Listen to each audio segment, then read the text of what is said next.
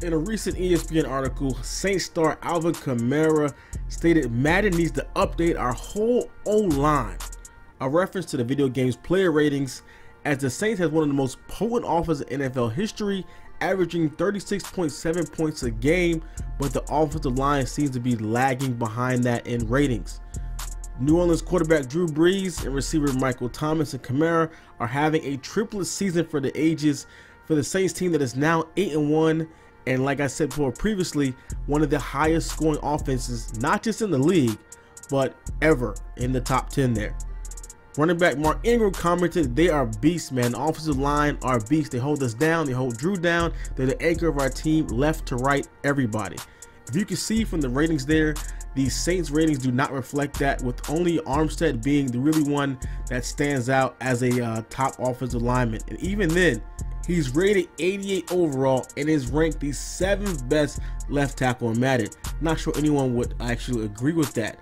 The Saints offensive line, even they played well. They were one of the top scoring offenses in the league last year, and their offensive line, a lot of the guys came back from the offensive line, and they still did not get ratings last year.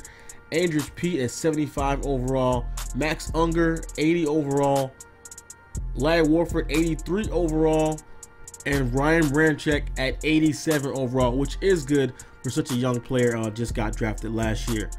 So the Saints' balance of talent across the entire line is one of the things that does make it so special. Kamara, who also added an article that the Saints linemen don't get the credit they deserve, and also the phrase right to left, they also mentioned that, you know, all 5 of them are key to the success of the offensive line. There's, even though Armstead and Ramczyk stand out, there's still across the line, as well as the center. Max Unger is one of the best centers in the league this year, and they're just not getting the ratings that they deserve. And even more impressive than just the Saints' record or their offense is the fact of the murderer's row of defensive fronts the Saints have faced in recent weeks, from Washington and Baltimore, who were allowing the fewest yards per game in the NFL at the time the Saints played them in week 5 and 7. And then also facing the Vikings with Daniel Hunter and Everson Griffin, and then the Rams with Aaron Donald and Suh, and as well as the Bengals with Geno Atkins. They've done all this despite facing these top front sevens, these top defenses. They've only allowed 9 sacks this season, the fewest in the NFL. And a sack can be led up by any player on the line. So that's not just the all-star left tackle being great or all-star right tackle being great. The fact that they only let up 9 all season means the entire line is playing well. That's not just one player excelling.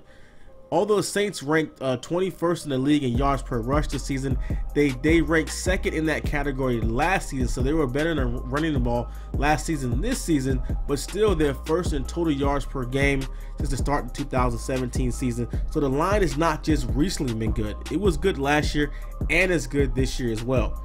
And now it's very easy to see this and just say, oh, Madden's rating sucks, the ratings guy sucks. And honestly, I don't think that's the issue. I think the system of how players are rated is just limited.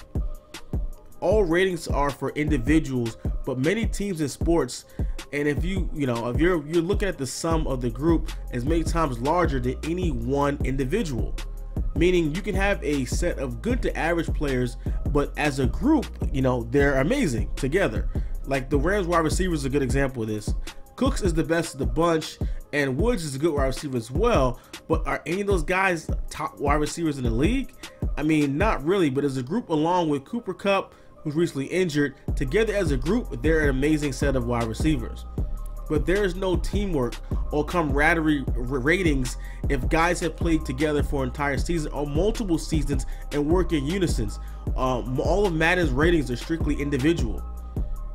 Now, one thing the Madden ratings team has been good about is adjusting ratings.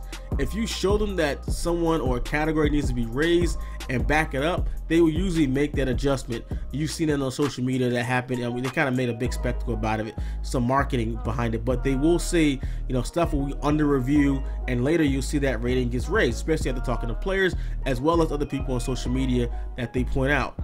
So I expect pressure from this article and kind of things on social media. You know, seeing the Saints, even though winning is the biggest predictor of future ratings. The Saints keep winning. They only lost one game so far. So I expect to see the Saints offensive line to get bumped up the next couple of roster updates. But as I said before, the core problem isn't individual ratings, but a lack of teamwork ratings that's missing. So hopefully you guys enjoyed the video. Let me know your thoughts in the comments below. How do you feel about Madden's ratings, and what ratings you'd like to see added and different things changed to make it more realistic? Be sure to subscribe, turn your notifications on so you don't miss any of our content here at SGO. This is The Natural. I'm out. And tell on them niggas, you got $400 on your head. They run up on them, they run up on them.